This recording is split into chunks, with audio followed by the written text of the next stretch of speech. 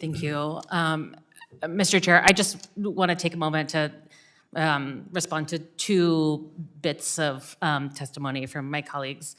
First, to your point, Mr. Chair, you clearly have been invested in ensuring that we are working to listen from the leadership of tribal nations.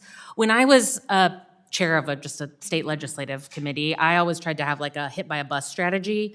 You know, if I was hit by a bus, if I couldn't come into committee, how would I make sure to leave direction to the colleague who stepped into my place? How would I ensure that like the plans that we had set out in committee were continued? And I would assume, knock on wood, that you don't get hit by a bus, but that I would assume that you would want to ensure that your colleagues continued to engage the tribal leadership of this country in a way that was true to your plans and that continued to work to ensure that we were consulting in our oversight capacity. So I would just plead again that we support this amendment.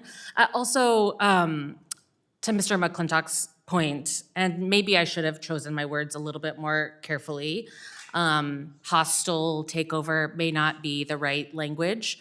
But since we are in this committee and we have a responsibility over Indian and Insular Affairs, I want to point out that while our Vice President tweeted recently that if a judge tried to tell a general how to conduct a military operation, that would be illegal.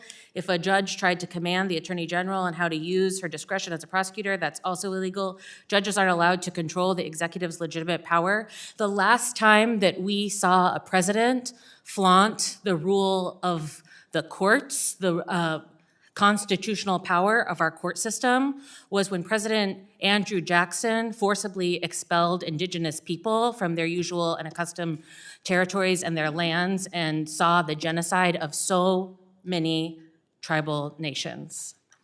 And I want us to think about that and be conscious of our work moving forward. I yield back.